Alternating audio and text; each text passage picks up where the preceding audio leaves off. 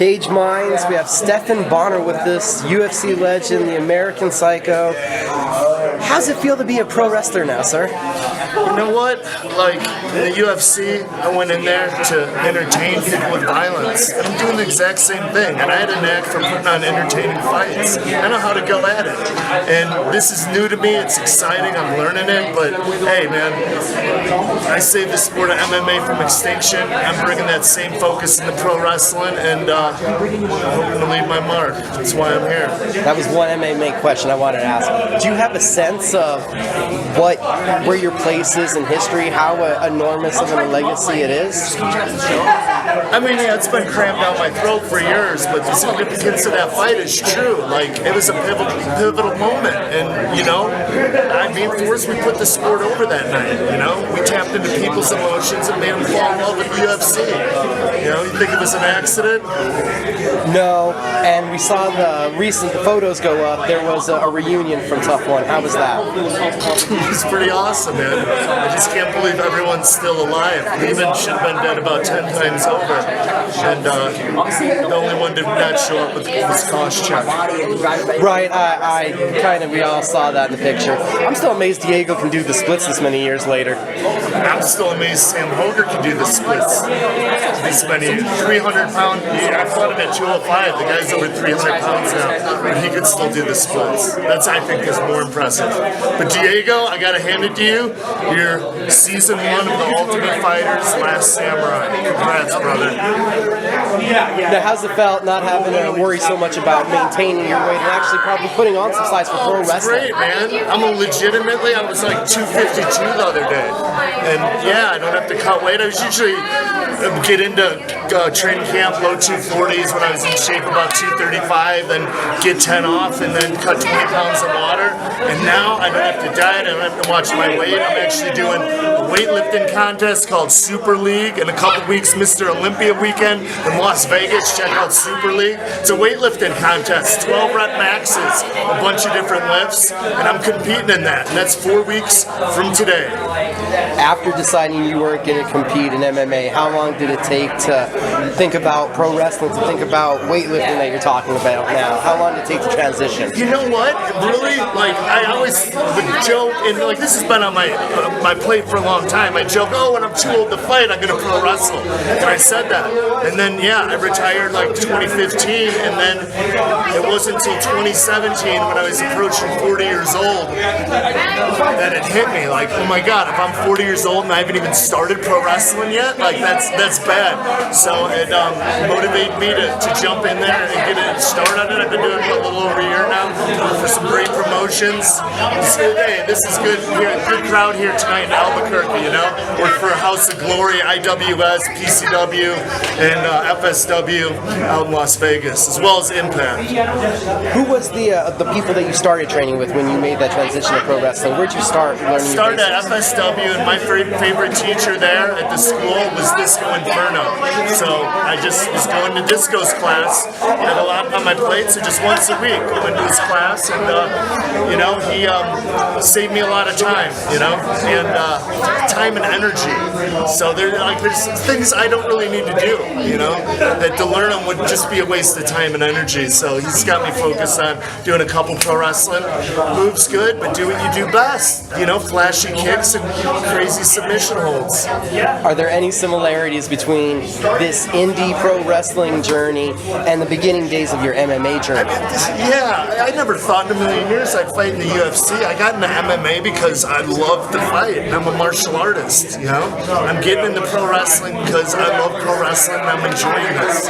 You know, I'm doing it for fun, like, not to get famous. So it takes all the pressure off, and it allows me to have fun with it and, you know, find myself. Like Sin Bodhi says, he's also one of my coaches, right? And now so I was going with Disco at FSW and then over to Jake the Snake School and training with Sin once a week. Now Sin came to FSW, so both Both my coaches are there, and yeah, he says, man, you just do what you do best, you know? You've been in the two biggest MMA promotions that we have right now. How do you see similarities in the way that MMA and pro wrestling are both promoted and kind of put Same towards owners the public? now. Come on, IMG, same, you know, like Dana White is Vince McMahon. They're the same person, like honestly.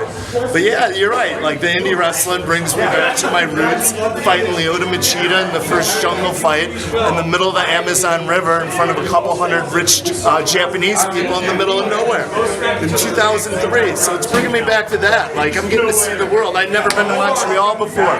Went to wrestle for Manny at IWS and had a great time, a great group of guys. Same thing with House of Glory out in New York City. So yeah, it is. I feel young again. I feel like I'm in my 20s learning the art of MMA, but I'm learning the art of pro wrestling.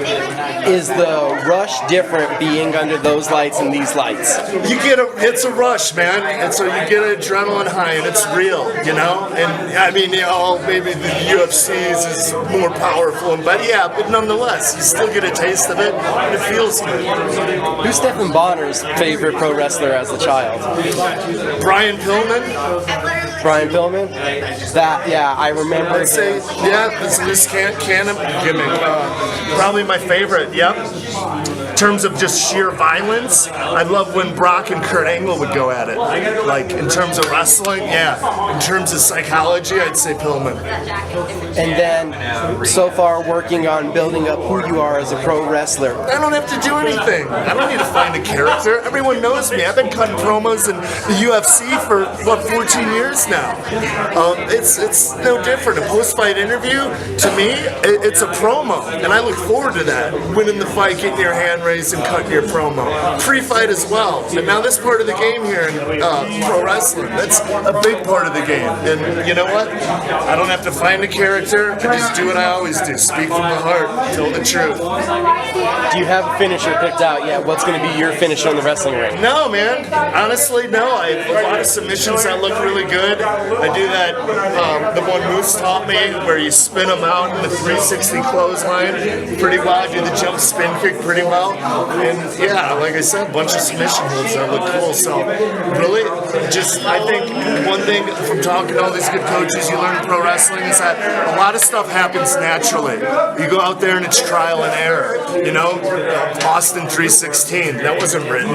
So I think I'm going to go out there and do my moves and see which ones the crowd likes and then take it from there. What would you say your goals are inside of the wrestling ring? Just enjoy it, man. Fucking learn the art of pro wrestling and enjoy seeing the world through the eyes of the indie world.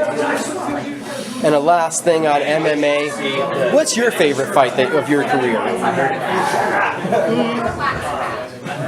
Of mine? Yeah.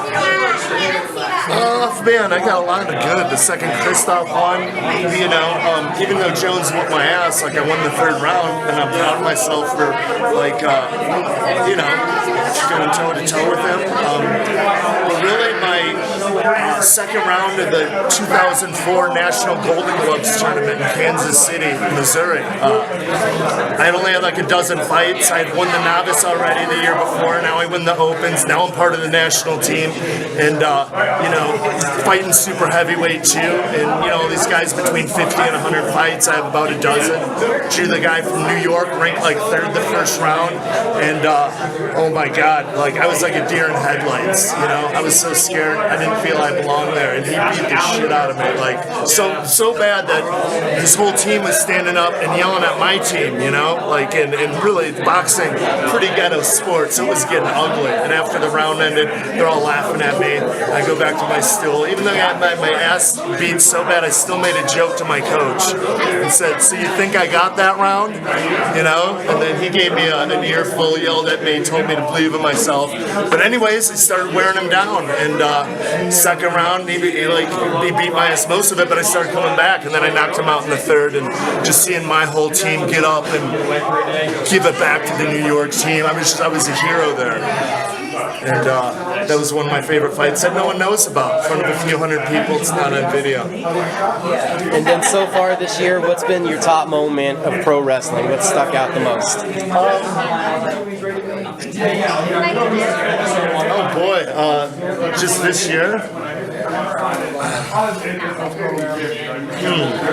I had a pretty cool match with Graves and FSW where they took the ropes off. Everyone loved it. To me, it was easy, you know? Make it look shoot, okay. And yeah, they got good reviews on that, so that was pretty cool. And honestly, coming here, man, I love going to places. The only time I was in Albuquerque was like 10 years old. We were driving through on our way to Phoenix, visit my grandma. We camped here. I ate street tacos, got diarrhea. That's my only experience at Albuquerque, so it's good to be here.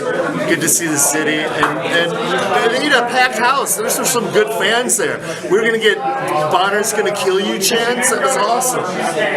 Yeah, I mean, really, with those chants, I say so far this show takes the cake for wrestling experience of the year. Stephan Bonnar, thank you so much for the time. Anytime.